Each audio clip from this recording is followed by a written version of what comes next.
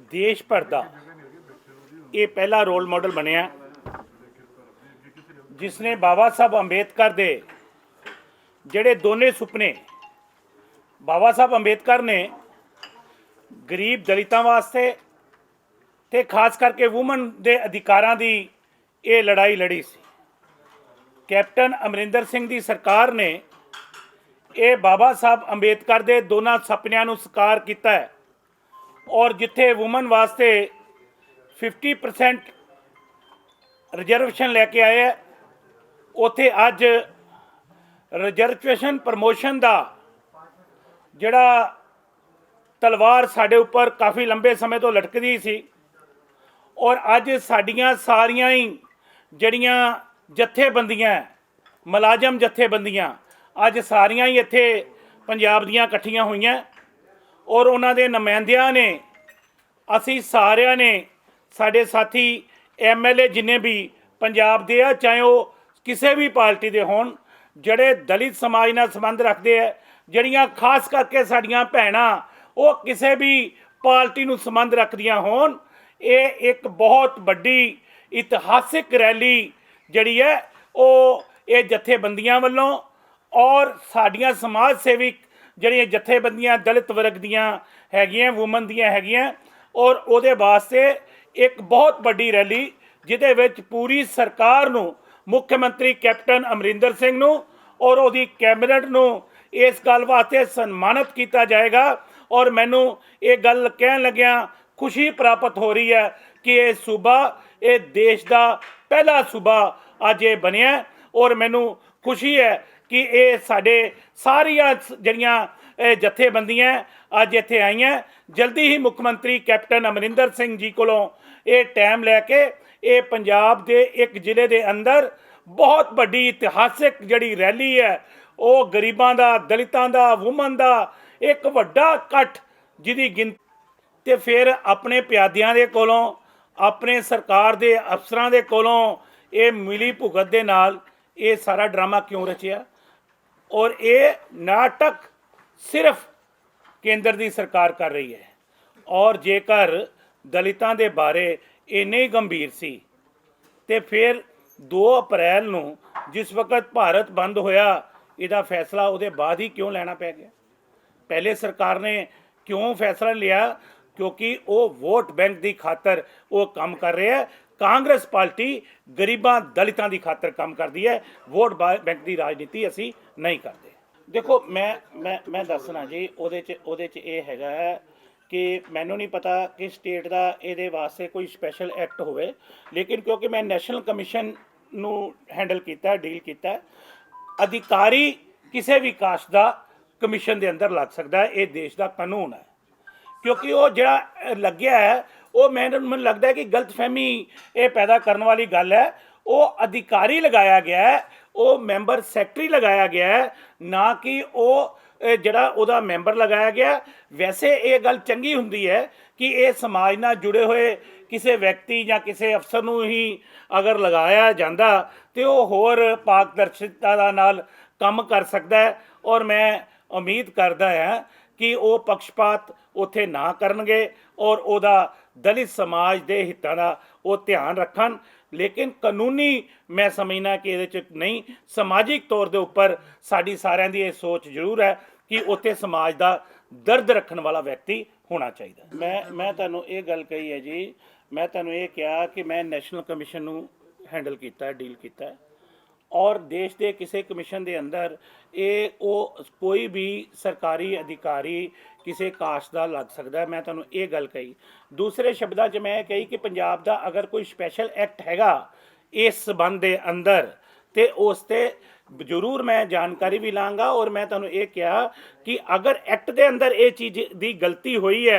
तो वो गलती नूं ठीक भी किया जाएगा और मैं तुहानूं ये कहा कि जेकर अजिहा व्यक्ति जिहड़ा समाज की पीड़ा रखता होए उहनूं सेफगार्ड देण वाला होए उसे नूं लगाना चाहिए।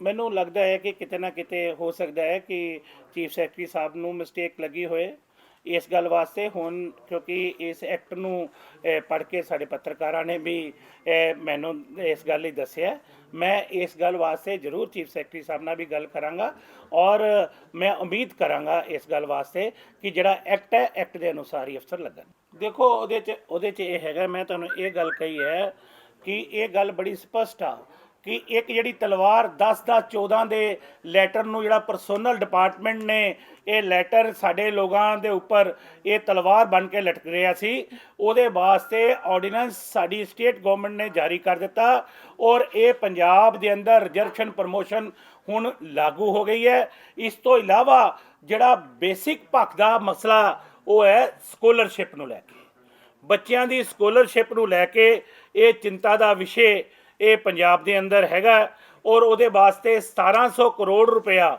ਕੇਂਦਰ ਦੀ ਸਰਕਾਰ ਦੇ ਕੋਲ ਅੱਜ ਵੀ ਸਾਡਾ ਪੈਂਡਿੰਗ ਹੈਗਾ ਔਰ ਉਹਦਾ ਕਾਰਨ ਹੈ ਕਿ ਅੱਜ ਮੈਨੂੰ ਦੁੱਖ ਨਾਲ ਕਹਿਣਾ ਪੈ ਰਿਹਾ ਕਿ ਇਹ ਪਹਿਲੇ ਸਾਲ ਦੇ ਵਿੱਚ ਜਦੋਂ ਕਿ ਇਹ ਮੋਦੀ ਸਾਹਿਬ ਦੀ ਸਰਕਾਰ ਨੇ ਕੇਂਦਰ ਨੇ ਸਟੇਟਾਂ ਨੂੰ ਇੱਕ ਇਹ ਸਰਕੂਲਰ ਜਾਰੀ ਕਰਕੇ ਇਹ ਗੱਲ ਕਹੀ ਕਿ ਜਦੋਂ ਬੱਚਾ ਕੰਪਲੀਟ ਕਰ ਲਵੇ ਸਾਲ ਉਹ ਐਜੂਕੇਸ਼ਨ ਉਹ ਡਿਗਰੀ ਕੰਪਲੀਟ ਹੋਣ ਤੇ ਹੋਵੇ ਤਦ ਸਾਲ ਦੀ ਸਕੋਲਰਸ਼ਿਪ ਜਾਰੀ ਕੀਤੀ ਜਾਏ। ਇਹ ਕੇਂਦਰ ਸਰਕਾਰ ਦਾ ਜਿਹੜਾ ਉਹ ਫਤਵਾ ਸੀਗਾ ਇਹ ਸਟੇਟ ਗਵਰਨਮੈਂਟਾਂ ਦੇ ਉੱਪਰ ਔਰ ਉਸੇ ਗੱਲ ਦਾ ਕਾਰਨ ਸੀਗਾ ਕਿ ਅੱਜ 35% ਦਲਿਤ ਬੱਚੇ ਕਾਲਜਾਂ ਚੋਂ ਡ੍ਰੌਪ ਆਊਟ ਹੋ ਗਏ। 35% ਦਲਿਤ ਜਿਹੜੇ ਹੈ ਉਹ ਉਹਨਾਂ ਨੂੰ ਐਡਮਿਸ਼ਨਾਂ ਨਹੀਂ ਮਿਲੀਆਂ, ਉਹ ਅੱਗੇ ਪੇਪਰ ਨਹੀਂ ਦੇ ਪਾਏ। ਲੇਕਿਨ ਇਹਦੇ ਵਾਸਤੇ ਵੀ ਅਸੀਂ ਮੁੱਖ ਮੰਤਰੀ ਜੀ ਕੋਲੋਂ मैं जल्दी टाइम लेने असी सारे MLA साढ़े इस ते चर्चा कर रहे हैं। मुख्य मंत्री जी ने भी इस गल नूं जिम्मेवारी ना कहा कि बच्चा कोई ड्रॉप ना होवे, अगर केंद्र सरकार दा पैसा आवे या ना आवे पंजाब सरकार उन्होंने बेयर करे। इस उपर बड़ी जल्दी ही एक नवी पॉलिसी नवी रणनीति स्टेट गवर्नमेंट बनाएगी। असी सारे दलितां दे जिहड़े मसले जिहदे विच बहुत बेहतर काम होया मैं अज उसका जिक्र इस गल वास्ते किया है और मैनू पूरी उम्मीद है कि जिथे कैप्टन अमरिंदर सिंह जी ने ये दलितां दे दो पक्ष के मसलियां नू हल किया, बाकी दियां भी जड़ियां भी कमियां हैं वो बड़ी जल्दी वो ठीक करनगे और ये जड़ी चन्नी साहब की शिकायत है वो भी ठीक होएगी। बिल्कुल बनना चाहिए, कानून तो पहले ही अवेलेबल है लेकिन क्योंकि गरीब के उपर अत्याचार जड़ा आ वो ज़्यादा होंदा है। पिंड के अंदर भी जो तुसीं कहंदे ना पानी नीवीं थां वाले पासे जाता है और ये अत्याचार की जिहड़ी कहानी है कोई नवी नहीं है, बहुत पुरानी कहानी हैगी है। इसलिए ये वास्ते सुप्रीम कोर्ट ने चिंता जताई, राष्ट्रपति ने चिंता जताई, पार्लीमेंट के अंदर भी इस ते चिंता जताई जाती है, स्टेटां 'च भी जताई जाती है। लेकिन अज मैनूं हैरानगी इस गल की है कि तुसीं क्या कि सिर्फ इन्हां दे नाल ही अत्याचार हुंदा। लेकिन मैं एक गल कहना चाहना, अज हरियाणा के अंदर कुछ लोग जाट आरक्षण की चर्चा करते। मैं एक गल कहना कि जिन्हां लोकां दा जुडिशरी के उपर कब्जा किन्हां दा उन्हां सैक्शन का, पुलिस के उपर IPS IAS के उपर किहदा कब्जा उन्हां लोकां दा, जमीन होल्डिंग के उपर किन्हां दा कब्जा उन्हां लोकां दा और टोटल फैक्ट्रियां कारोबार किन्हां कोल उन्हां लोकां कोल ते आरक्षण भी वो मंगदे। बई तुसी दलितां दे बारे मैं तुहानूं सर्वे रिपोर्ट देना है, जिहड़े अंकड़े ये कहंदे है देश का कानून ये कहंदा बई जिन्नी तुहाडी पापूलेशन उन्नी रिजर्वेशन, जिन्ना बजट उन्नी एलोकेशन, जिन्नी लैंड उन्नी पापूलेशन के अनुसार एलोकेशन। जे दलितां दी आबादी पंजाब दे अंदर अज 35% है, इस तरीके दे नाल 24% आबादी हरियाणा दे विच है, 26% आबादी हिमाचल दे विच है और उत्थे जिहड़ी लैंड होल्डिंग है साडे कोल 1% है, 24% चाहिए। जिहड़े बाकी दियां चीज़ां हैगियां इस ते मैं कोई ज़्यादा चर्चा नहीं करना चाहता, लेकिन समाज की पीड़ा का सवाल है। असी तो उन्होंने लोगों का धन्यवाद करते हैं यार जिहड़ा किसी गरीब के मूँह च पानी पा दे, किसी गरीब की गल सुन ले, किसी गरीब की बांह फड़ ले। अज ये पंजाब की सरकार ने किसी गरीब की बांह फड़ी आ, मैं तो उन्हों का धन्यवाद करने वास्ते आया। मैनू समाज की पीड़ा के नाल संबंध आ, समाज के खिलाफ चाहे मेरी सरकार भी क्यों ना काम करे, मैं हमेशा ही समाज के नाल हाँ और समाज दे नाल ਸਰ ਜਿਹੜਾ ਆਮ ਆਦਮੀ ਪਾਰਟੀ ਦੇ ਦੋ ਗਰੁੱਪ ਬਣ ਗਏ ਲਗਭਗ ਇਹਨੂੰ ਕਿਵੇਂ ਦੇਖਦੇ ਹੈਗੇ 2019 ਦੇ ਚੋਣਾਂ ਲੈ ਕੇ ਕਾਂਗਰਸ ਨੂੰ ਕੋਈ ਫਾਇਦਾ ਜਾਂ ਨਫਾ ਨੁਕਸਾਨ? देखो कांग्रेस ਨੂੰ ਇਹਦਾ ਫਾਇਦਾ ਹੋਏਗਾ। ਉਹਦਾ ਕਾਰਨ ਸਿਰਫ ਇਸ ਗੱਲ ਦਾ ਹੈ ਕਿ ਜਿਹੜੇ ਭੁੱਲੇ ਹੋਏ ਲੋਕ ਸੀਗੇ, ਜਿਹੜੇ ਭੁਲੇਖਾ ਖਾ ਕੇ ਆਮ ਆਦਮੀ ਪਾਰਟੀ ਦੇ ਵਿੱਚ ਚਲੇ ਗਏ, ਅੱਜ ਉਹ ਇਸ ਗੱਲ ਨੂੰ ਮਹਿਸੂਸ ਕਰਨ ਲੱਗੇ ਹੈ ਕਿ ਨਹੀਂ ਸਾਨੂੰ ਘਰ ਵਾਪਸ ਜਾਣਾ ਚਾਹੀਦਾ। ਔਰ ਉਹ ਲੋਕ ਸੀਗੇ ਜਿਹੜੇ ਆ ਦੋ ਮਸਲੇ ਮੈਂ ਤੁਹਾਨੂੰ ਇਹ ਕਹੇ ਹੈ ਕਿ ਜਿਹੜੇ ਗਰੀਬਾਂ ਦੇ ਮਸਲਿਆਂ ਨੂੰ ਲੈ ਕੇ ਜਿਹੜੀਆਂ ਤਕਲੀਫ ਸੀ ਉਹਨਾਂ ਨੂੰ ਲੈ ਕੇ ਕੁਝ ਲੋਕ ਨਾਰਾਜ਼ ਹੋ ਕੇ ਗਏ ਸੀ। ਅੱਜ ਜਿਹੜਾ ਵੂਮਨ ਬਿੱਲ ਅਸੀਂ ਲਿਆਂਦਾ ਇੱਥੇ ਐਕਟ ਲਿਆਂਦਾ ਉਹਦਾ ਸਾਡੇ ਉੱਪਰ ਇਹ ਕਾਂਗਰਸ ਨੂੰ ਫਾਇਦਾ ਹੋ ਰਿਹਾ। ਔਰ ਦੂਸਰਾ ਇਹਦਾ ਸਭ ਤੋਂ ਵੱਡਾ ਜਿਹੜਾ ਤੁਹਾਨੂੰ ਮੈਂ ਗੱਲ ਕਹੀ ਕਿ ਜਿਹੜਾ ਗਰੀਬ ਦੀ ਬਾਂਹ ਫੜੇ ਉਹਨੂੰ ਫਾਇਦਾ ਹੁੰਦਾ ਹੀ ਹੁੰਦਾ ਜੇ। ਅੱਜ ਕੈਪਟਨ ਅਮਰਿੰਦਰ ਸਿੰਘ ਨੇ ਦਲਿਤਾਂ ਦੀ ਬਾਂਹ ਫੜੀ ਹੈ ਨਾ ਤੇ ਕਾਂਗਰਸ ਨੂੰ ਫਾਇਦਾ ਹੋਊਗਾ। ਬਾਦਲਾਂ ਨੇ ਵੀ ਬਹੁਤ ਆਟਾ ਦਾਲ ਦਿੱਤਾ ਹੈ। ਹਾਂਜੀ ਬਾਦਲ ਨੇ ਵੀ ਬਹੁਤ ਆਟਾ ਦਾਲ ਦਿੱਤਾ ਪਰ ਗਰੀਬਾਂ ਨੂੰ ਨਹੀਂ ਸੀ ਮਿਲਦਾ। ਬਈ ਗੱਲ ਇਹ ਆ ਬਾਦਲ ਸਾਹਿਬ ਨੇ ਜਿਹੜਾ ਕੇਂਦਰ ਸਰਕਾਰ ਦਾ ਡਾਕਟਰ ਮਨਮੋਹਨ ਸਿੰਘ ਦਾ ਬਿੱਲ ਸੀ ਖਾਣੇ ਦਾ ਅਧਿਕਾਰ ਬਿੱਲ, ਉਹਦੇ ਤਹਿਤ FCI ਦੇ ਥਰੂ ਕਣਕ ਆਉਂਦੀ ਸੀਗੇ, ਉਹ ਛੋਟੇ ਤੋੜਿਆਂ 'ਚ ਪਾ ਕੇ ਬਾਦਲ ਸਾਹਿਬ ਆਪਣੀ ਫੋਟੋ ਲਾ ਕੇ ਲੋਕਾਂ ਨੂੰ ਵੰਡੀ ਜਾਂਦੇ। ਉਹ ਕਣਕ ਅਸੀਂ ਕੇਂਦਰ ਤੋਂ 1 ਰੁਪਿਆ ਕਿਲੋ ਦੇ ਹਿਸਾਬ ਨਾਲ ਬਾਦਲ ਸਾਹਿਬ ਨੂੰ ਦੇਣੇ ਸਾਂ। ਬਾਦਲ ਸਾਹਿਬ ਗਰੀਬਾਂ ਕੋਲੋਂ 1 ਰੁਪਿਆ ਕਮਿਸ਼ਨ ਲੈਂਦੇ ਸੀ ਤੇ 2 ਰੁਪਏ ਕਿਲੋ ਗਾਂ ਵੇਚਦੇ ਸੀ। ਤੇ ਮੋਹਰ अपनी तो फोटो अपनी, अपने देश का कपड़ा और लगी है मोहर जापान की। जय बोलो बेईमान की। ਨਵਜੋਤ ਸਿੰਘ ਸਿੱਧੂ ਕਹਿ ਰਹੇ ਨੇ ਡਾਕਟਰ ਸਾਹਿਬ, ਨਵਜੋਤ ਸਿੰਘ ਸਿੱਧੂ ਕਹਿ ਰਹੇ ਕਿ ਜਦੋਂ ਮੈਂ ਦਿੱਲੀ ਜਾਂਦਾ ਕਿ ਲੋਕਾਂ ਨੂੰ ਇਹ ਚਿੰਤਾ ਹੋ ਜਾਂਦੀ ਹੈ ਕਿ ਮੈਂ ਸ਼ਿਕਾਇਤ ਕਰਨ ਚੱਲਿਆ ਪਰ ਉਲਟਾ ਮੇਰੀਆਂ ਸ਼ਿਕਾਇਤਾਂ ਉੱਥੇ ਹੁੰਦੀਆਂ। देखो ਉਹਨਾਂ ਦਾ ਕੀ ਕਹਿਣਾ ਇਹਦੇ ਬਾਰੇ ਮੈਂ ਕੋਈ ਜਾਣਾ ਨਹੀਂ ਚਾਹੁੰਦਾ, ਲੇਕਿਨ ਸਿੱਧੂ ਸਾਹਿਬ ਨਾਲ ਫੋਨ ਤੇ ਮੇਰੀ 1 ਮਿੰਟ ਗੱਲ ਹੋਈ ਸੀ ਕਿ ਮੈਂ ਉਹਨਾਂ ਨੂੰ ਪੁੱਛਿਆ ਕਿ ਤੁਸੀਂ ਦਿੱਲੀ ਗਏ ਸੀ। ਉਹਨਾਂ ਨੇ ਕਿਹਾ ਕਿ ਮੈਨੂੰ ਇਮਰਾਨ ਖਾਨ ਨੇ ਬੁਲਾਇਆ ਸ਼ਬਦ ਸਮਾਰੋਹ ਤੇ ਉੱਥੇ ਪਾਕਿਸਤਾਨ ਦੇ ਅੰਦਰ, ਤੇ ਮੈਂ ਹਾਈ ਕਮਾਂਡ ਦੇ ਕੋਲੋਂ ਪਰਮਿਸ਼ਨ ਲੈਣ ਗਿਆ ਸਾਂ। ਮੈਨੂੰ ਤੇ ਉਹਨਾਂ ਨੇ ਇਹ ਗੱਲ ਕਹੀ। ਹੁਣ ਅੱਗੇ ਕੀ ਹੈ ਬਾਹਰ ਕੀ ਹੈ ਮੈਂ ਨਹੀਂ, ਲੇਕਿਨ ਮੇਰੇ ਤੱਕ ਜਿਹੜੀ ਜਾਣਕਾਰੀ ਹੈ ਮੈਂ ਤੁਹਾਨੂੰ ਸਾਂਝੀ ਕਰਦਾ। ਸਰ ਤੁਸੀਂ ਕਿਹਾ 35% ਇੱਥੇ ਜਿਹੜਾ ਪੰਜਾਬ ਵਿੱਚ ਹੈਗਾ ਕਿ ਦਲਿਤ ਭਾਈਚਾਰਾ ਹੈਗਾ ਹੈ ਤੇ ਪੰਜਾਬ ਸਰਕਾਰ ਨੇ, ਕੈਪਟਨ ਸਰਕਾਰ ਨੇ ਬਾਂਹ ਫੜੀ ਹੈ। ਸਰ ਜਿਹੜਾ ਬਾਕੀ ਬਚਿਆ ਹੋਇਆ ਹੈ 65% ਜਿਹੜਾ ਰਹਿ ਗਿਆ ਕਿ 35% ਉਹ ਸਾਰਾ ਹੀ ਗਰੀਬ ਹੈ ਜੀ? ਤੁਸੀਂ ਕਹਿੰਦੇ ਗਰੀਬ ਭਾਈਚਾਰਾ। ਪਹਿਲਾ ਸ਼ਬਦ ਇਹ ਹੈ ਕਿ ਸਮਝ ਲਓ 27% OBC ਦਾ ਕੋਟਾ ਹੈ ਜੀ, 27% OBC ਹੈ, ਉਹ ਵੀ ਗਰੀਬ ਹੈ। ਠੀਕ ਹੈ, ਸਾਰੇ ਗਰੀਬ ਨੂੰ ਮੈਂ ਕਹਿ ਕੀ ਕਹਿੰਦੇ ਆ ਜੀ ਬਈ ਉਹ ਜਿਹੜੇ ਲੋਕ ਹੈਗੇ ਆ ਉਹ ਹੈ। ਜੇ ਤੁਸੀਂ ਪਾਪੂਲੇਸ਼ਨ ਦੇ ਆਧਾਰ ਤੇ ਗੱਲ ਕਰਾਂ ਮੈਂ ਤੁਹਾਨੂੰ ਤੇ ਇੱਕ ਕਾਸਟ ਦਾ ਮੈਂ ਜ਼ਿਕਰ ਕਰਾਂ ਜਿਹਦੀ ਗਿਣਤੀ 18% ਆ ਤੇ ਉਹਨੂੰ ਟੋਟਲ ਦੀਆਂ ਟੋਟਲ ਸਾਰੀਆਂ ਪੋਸਟਾਂ ਉਹਨਾਂ ਦੇ ਕੋਲ 80% ਹੈ। ਇਸ ਲਈ ਇੱਥੇ ਨਾ ਜ਼ਿਕਰ ਕਰੋ, ਚੰਗੇ ਨਹੀਂ ਲੱਗੇ। ਸਰ ਜੇ ਤੁਹਾਨੂੰ ਇਸ ਵਾਰ ਮੰਤਰਾਲਾ ਕੋਈ ਨਹੀਂ ਮਿਲਿਆ, ਅਗਲੀ ਵਾਰ ਤੁਸੀਂ ਰੱਬ ਸ਼ੁਕਰ ਕੇ ਮੰਤਰੀ ਤੁਸੀਂ ਕੈਬਨਿਟ ਚਾਹੋਗੇ ਕਿ ਤੁਸੀਂ ਸਿਰਫ ਦਲਿਤਾਂ ਦੇ ਮੰਤਰੀ ਹੋਵੋਗੇ ਕਿ ਪੂਰੇ ਪੰਜਾਬ ਦੇ? ਦੇਖੋ ਮੈਂ ਹਰ ਗਰੀਬ ਦਾ ਮੰਤਰੀ ਹੋਵਾਂਗਾ। ਸਿਰਫ ਗਰੀਬ ਦਾ? ਹਰ ਗਰੀਬ ਦਾ, ਸਿਰਫ ਗਰੀਬ ਮੈਂ ਦਾ? ਬਿਲਕੁਲ ਗਰੀਬ ਦਾ। ਸਿਰਫ ਮੇਰੀ ਗਰੀਬ ਦਾ। ਪਹਿਲੀ ਪ੍ਰਾਇੋਰਟੀ ਗਰੀਬ ਹੈ। ਮੇਰੀ ਲੜਾਈ ਗਰੀਬ ਦੀ ਖਾਤਰ ਹੈ। ਬਈ ਗੱਲ ਹੀ ਸਮਝਦੇ, ਉਹਨਾਂ ਵਾਸਤੇ ਵੱਡੇ ਲੋਕ ਹੈ ਨਾ, ਉਹਨਾਂ ਦੀ ਲੜਾਈ ਲੜਨ ਵਾਲੇ ਬਹੁਤ ਹੈ। ਗਰੀਬ ਦੀ ਲੜਾਈ ਲੜਨ ਵਾਲੇ ਚੰਦ ਜੇ ਲੋਕ ਹਾਂ ਅਸੀਂ, ਤੇ ਇਸ ਲਈ ਸਾਨੂੰ ਗਰੀਬ ਦੀ ਲੜਾਈ ਤੱਕ ਰਹਿਣ ਦਿਓ, ਵੱਡੇ ਲੋਕਾਂ ਦੀ ਲੜਾਈ ਲੜਨ ਵਾਲੇ ਹੋਰ ਬੜੇ ਹੈ।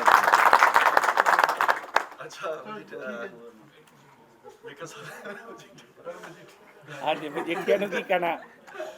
ਅੱਛਾ ਕੱਲ ਨਵਜੋਤ ਸਿੰਘ ਸਿੱਧੂ ਨੇ ਕਿਹਾ ਵੀ ਐਸਟੀਐਫ ਦੀ ਜਿਹੜੀ ਰਿਪੋਰਟ ਮਤਲਬ ਕਈ ਅਖਬਾਰ ਦੀ ਹੈ ਔਰ ਬੜੀ ਜਲਦੀ ਇਹ ਡਰੱਗ ਦੇ ਖਿਲਾਫ ਕਾਰਵਾਈ ਹੋਣ ਵਾਲੀ ਹੈ। ਔਰ ਇਹਦਾ ਮਤਲਬ ਇਹ ਨਹੀਂ ਹੈ ਕਿ ਬਈ ਹਾਈ ਕੋਰਟ ਦੀ ਸੁਪਰਵਿਜ਼ਨ ਹੇਠ ਇਹ ਕੇਸ ਡਿਸਾਈਡ ਹੋ ਰਿਹਾ ਹੈ। ਇਹਦੀਆਂ 3 ਪਹਿਲੇ ਈਡੀ ਕੋਲ ਪਹਿਲੀ ਰਿਪੋਰਟ ਹੈ। ED government of India the agency ਹੈ, ਵਿਜੀਲੈਂਸ ਸਾਡੀ ਏਜੰਸੀ ਹੈ, STF ਸਾਡੀ ਏਜੰਸੀ ਹੈ। ਜਿਹੜੀ STF ਹੈ ਉਹਨੂੰ ਸੁਪਰਵਿਜ਼ਨ ਦਿੱਤੀ ਹੈ ਉਹਦੇ ਹਾਈ ਕੋਰਟ ਦੇ ਅੰਡਰ। ਇਹ ਸਾਰੀਆਂ ਹੀ ਰਿਪੋਰਟਾਂ ਹਾਈ ਕੋਰਟ ਦੇ ਵਿੱਚ ਜਾ ਰਹੀਆਂ ਔਰ ਹਾਈ ਕੋਰਟ ਜਲਦੀ ਇਹ 'ਤੇ ਨਿਰਣਾ ਲਏਗਾ। ਔਰ ਇਹ ਜਿਹੜੇ ਲੋਕ ਤੁਸੀਂ ਦੇਖ ਰਹੇ ਹੋ ਨਾ, ਇਹ ਚੰਦ ਦਿਨਾਂ ਦੇ ਪ੍ਰਾਹੁਣੇ ਨੇ ਜਿਹੜੇ ਬਾਹਰ ਘੁੰਮ ਰਹੇ ਆ। ਇਹ ਜਲਦੀ ਇਹਨਾਂ ਦੀ ਜਗ੍ਹਾ ਸਲਾਖਾਂ ਦੇ ਪਿੱਛੇ ਜ਼ਰੂਰ ਜਾਣਗੇ। ਵੇਰਕਾ ਸਾਹਿਬ ਗੱਲ ਇਹ ਹੈ ਜੀ, ਜਿਹੜਾ ਸਿੱਧੂ ਸਾਹਿਬ ਦਾ ਰੋਣਾ ਜਾਂ ਉਹਨਾਂ ਦਾ ਫਿਕਰ ਆ, ਉਹ ਕਹਿ ਰਿਹਾ ਵੀ ਸਾਰੇ ਸਬੂਤ ਹੈਗੇ ਆ, STF ਨੇ ਵੀ ਦੇਤੇ, ED ਨੇ ਵੀ ਦੇਤੇ, ਹਾਈ ਕੋਰਟ ਦੇ ਵਿੱਚ ਰਿਪੋਰਟ ਆ, ਇੱਕ ਜਿਹੜਾ ਇਮਾਨਦਾਰ ਅਧਿਕਾਰੀ ਆ ਉਹਨੇ ਵੀ ਆਪਣੀ ਰਿਪੋਰਟ ਦੇਤੀ ਵੀ ਵਾਰ-ਵਾਰ ਕੈਪਟਨ ਸਾਹਿਬ ਕਹੀ ਜਾਂਦਾ ਮੇਰੇ ਕੋਲ ਸਬੂਤ ਨਹੀਂ। ਉਹਨਾਂ ਦਾ ਰੋਣਾ ਇਹ ਹੈ ਵੀ ਸਬੂਤ ਹੈ ਜਾਂ ਨਹੀਂ। ਇਹ ਟੋਟਲ ਸਬੂਤ ਕੋਰਟ ਨੇ ਮੰਗੇ ਹੋਏ ਆ, ਕੋਰਟ ਦੇ ਵਿੱਚ ਪੇਸ਼ ਹੋ ਰਹੇ ਆ ਔਰ ਕੋਰਟ ਇਹਦੇ ਤੇ ਜਲਦੀ ਹੀ ਟਿੱਪਣੀ ਕਰੇਗੀ, ਆਰਡਰ ਕਰੇਗੀ। ਔਰ ਇਹ ਸਟੇਟ ਨੂੰ ਇਸ ਗੱਲ ਵਾਸਤੇ ਜਦੋਂ ਉਹਨਾਂ ਨੇ ਇਹਦੇ ਵਾਸਤੇ ਕਮੇਟੀ ਦਾ ਗਠਨ ਕੀਤਾ ਹੈ, ਐਸਟੀਐਫ ਦਾ ਗਠਨ ਕੀਤਾ ਹੈ ਹਾਈ ਕੋਰਟ ਨੇ, ਤੇ ਸਟੇਟ ਦਾ ਕੰਮ ਹੈ ਕਿ ਉਸ ਨੂੰ ਕੰਮ ਹਾਈ ਕੋਰਟ ਨੂੰ ਕਰਨ ਦੇਣਾ ਚਾਹੀਦਾ ਹੈ। ਰਿਪੋਰਟ ਓਪਨ ਹੋ ਗਈ ਹੈ ਜੀ ਹਾਈ ਕੋਰਟ ਦੇ ਵਿੱਚ ਔਰ ਸਟੇਟ ਗਵਰਨਮੈਂਟ ਕੋਲੇ ਜਾ ਚੁੱਕੀ ਹੈ ਐਕਸ਼ਨ ਵਾਸਤੇ। ਕੋਈ ਅਜਿਹੀ ਗਵਰਨਮੈਂਟ ਦਾ ਸਟੇਕ ਹੈ ਨਾ, ਮੇਰੀ ਬੇਨਤੀ ਸੁਣ ਲਓ ਜੀ, ਮੈਂ ਤੁਹਾਨੂੰ ਆਫੀਸ਼ੀਅਲੀ ਇੱਕ ਗੱਲ ਕਹਿ ਰਿਹਾ ਕਿ ਕਿਸੇ ਕਿਸਮ ਦੀ ਵੀ ਸਟੇਟ ਗਵਰਨਮੈਂਟ ਦੇ ਕੋਲ ਕੋਈ ਰਿਪੋਰਟ ਨਹੀਂ ਆਈ।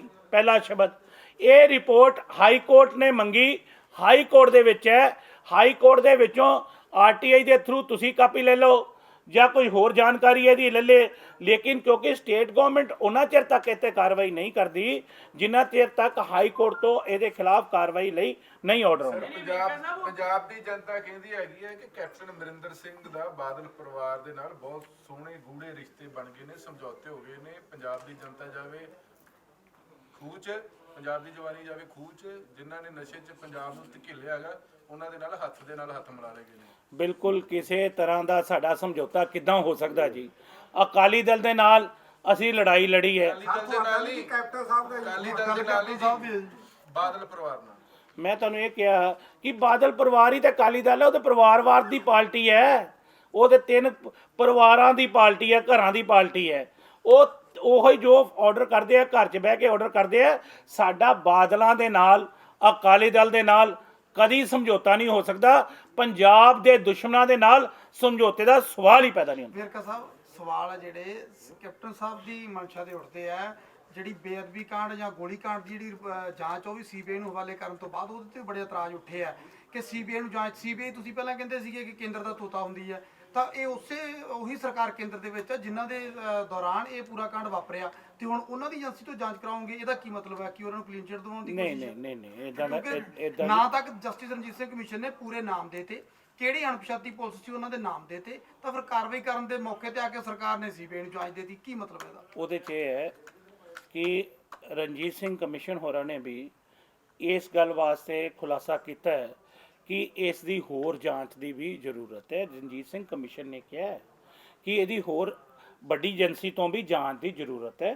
ਕੈਪਟਨ ਸਾਹਿਬ ਨੇ ਕਿਹਾ ਕਿ ਅਸੀਂ ਕਮਿਸ਼ਨ ਦੀ ਰਿਪੋਰਟ ਨੂੰ 100% ਅਡਾਪਟ ਕਰਾਂਗੇ ਔਰ ਉਹਦੇ ਵਿੱਚ ਇਹ ਵੀ ਹੈਗਾ ਕਿ ਇਹਦੀ ਵੱਡੀ ਏਜੰਸੀ, ਅਸੀਂ ਕਹਿਤਾ ਕਿ ਠੀਕ ਹੈ ਇਹਦੀ ਸੀਬੀਆਈ ਤੋਂ ਜਾਂਚ ਹੋਣੀ ਚਾਹੀਦੀ ਹੈ, ਇਹ ਜਾਂਚ ਆ ਜਾਣੀ ਹੈ ਔਰ ਉਹਦੇ ਵਾਸਤੇ ਅਸੀਂ ਕਿਸੇ ਵੀ ਜਗ੍ਹਾ ਤੇ ਉੱਪਰ ਨਹੀਂ ਬਚਾਣਾ। ਆ ਵਿਧਾਨ ਸਭਾ ਦੇ ਟੇਬਲ ਤੇ ਇੱਕ ਰਿਪੋਰਟ ਆਣੀ ਹੈ, 4 ਹਿੱਸਿਆਂ ਦੀ ਰਿਪੋਰਟ ਆਉਣੀ ਹੈ ਜੀ, ਹਲੇ ਇੱਕ ਰਿਪੋਰਟ ਪੇਸ਼ ਕੀਤੀ ਮੈਂ ਉਹਨਾਂ ਉਹੀ ਨੇ, ਗੱਲ 3 ਕਹੀ। ਦੀ ਆਉਣੀ ਹੈ, ਯਾਨੀ ਸਾਲ ਕੇ ਤੇ ਲੱਗ ਜੂਗਾ, ਉਸ ਤੋਂ ਬਾਅਦ ਸਾਲ ਕ ਸੀਬੀਆਈ ਨੂੰ ਲੈਣ ਤੇ ਲੱਗ ਜੂਗਾ। ਤੁਹਾਡੀ ਸਰਕਾਰ ਦਾ ਟਾਈਮ ਚਲੋ ਲੰਘ ਜੂਗਾ ਬਿਨਾਂ ਕਾਰਵਾਈ ਤੋਂ। ਨਹੀਂ ਕਾਰਵਾਈ ਅਵੱਛ ਹੋਏਗੀ। ਮੈਂ ਤੁਹਾਨੂੰ ਇਹ ਕਿਹਾ ਵਿਧਾਨ ਸਭਾ ਦੀ ਟੇਬਲ ਤੇ ਜਿਹੜੀ ਪਹਿਲੀ ਰਿਪੋਰਟ ਆ ਰਹੀ ਹੈ ਨਾ, ਮੈਂ ਸਰ ਉੱਥੇ ਇਹ ਸਾਰਾ ਬਾਈਕਾਟ ਹੋਣਾ, ਖੱਪ ਪੈਣੀ, ਵਾਕਆਊਟ ਹੋਣੇ ਹੈਗੇ ਨੇ, ਉੱਥੇ ਮੁਜਰਮ ਨਹੀਂ ਫੜੇ ਜਾਣੇ ਹੈਗੇ।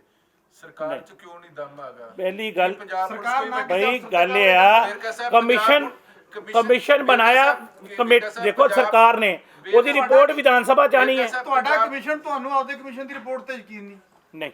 ਇਦਾਂ ਦੀ ਗੱਲ ਨਹੀਂ ਹੈ, ਲੇਕਿਨ ਉਹ ਕਾਨੂੰਨੀ ਤੌਰ ਦੇ ਉੱਪਰ ਵਿਧਾਨ ਸਭਾ ਦੀ ਟੇਬਲ ਤੇ ਰੱਖਣੀ ਬਹੁਤ ਜ਼ਰੂਰੀ ਹੈ। ਇਹ ਲੋਕਤੰਤਰ ਹੈ, ਚੁਣੇ ਹੋਏ ਲੋਕਾਂ ਦੀ ਸਰਕਾਰ ਹੈ।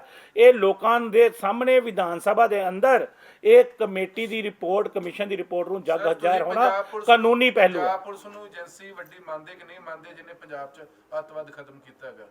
ਕਿਉਂ ਨਹੀਂ ਮੰਨਦੇ? ਅਸੀਂ ਮੰਨਦੇ ਹਾਂ। ਤੇ ਫਿਰ ਸੀਬੀਆਈ ਨੂੰ ਦੇਣ ਦੀ ਕੀ ਲੋੜ ਪੈ ਗਈ? ਮੈਂ ਤੁਹਾਨੂੰ ਇਹ ਗੱਲ ਕਹੀ ਹੈ ਕਿ ਕਮਿਸ਼ਨ ਫਿਰ ਮੇਨਲੀ ਗੱਲ ਇਹ ਆ ਬਈ ਇਹਦੀ ਜਾਂਚ ਵਾਸਤੇ ਸਰਕਾਰ ਨੇ ਕਮਿਸ਼ਨ ਨਿਯੁਕਤ ਕੀਤਾ, ਕਮਿਸ਼ਨ ਨੇ ਆਪਣੀਆਂ ਸਿਫਾਰਿਸ਼ਾਂ ਦਿੱਤੀਆਂ, ਅਸੀਂ ਉਹਦੀਆਂ ਇਨਬਿਨ ਸਿਫਾਰਿਸ਼ਾਂ ਨੂੰ ਲਾਗੂ ਕੀਤਾ। ਐਕਸ਼ਨ ਟੇਕਨ ਰਿਪੋਰਟ ਕਿਉਂ ਨਹੀਂ ਮੰਨਦੀ ਸਰਕਾਰ?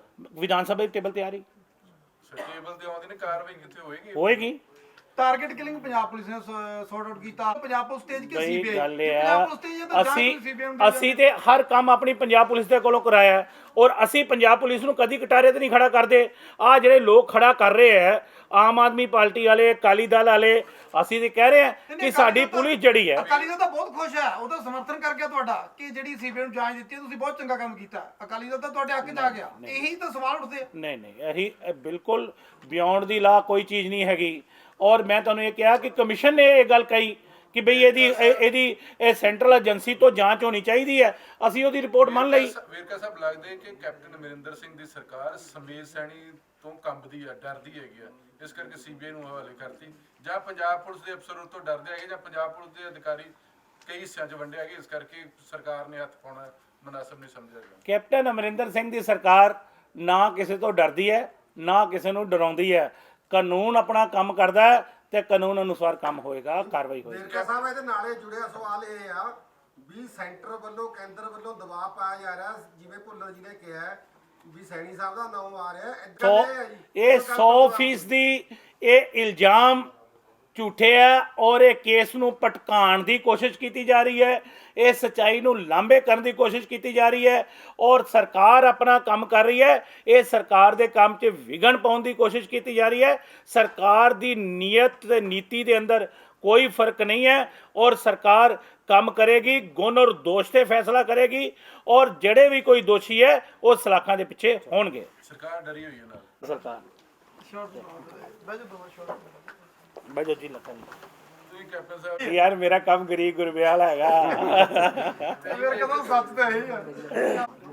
ਬੜੇ ਬੜੇ ਭਾਈ ਸਾਹਿਬ ਆ ਜਿਹੜੇ 5 ਸਟਾਰਾਂ ਵਾਲੇ ਆ ਰੋਜ਼ ਜ਼ਮੀਨਾਂ ਇਕੱਠੀਆਂ ਹੋ ਰਹੀਆਂ, ਇਹ ਕੋਈ ਦਲਿਤਾਂ ਚੋਂ ਸਰਕਾਰ ਨੂੰ ਕਹੇਗੇ ਸਾਰੇ ਕਿਹਨਾਂ ਵੀ ਡੀਏ ਦੀਆਂ ਕਿਸ਼ਤਾਂ ਦਵਾਓ ਜੀ, ਜਦੋਂ ਪੰਜਾਬੀ 2-2.5 ਸਾਲ ਹੋ ਗਏ।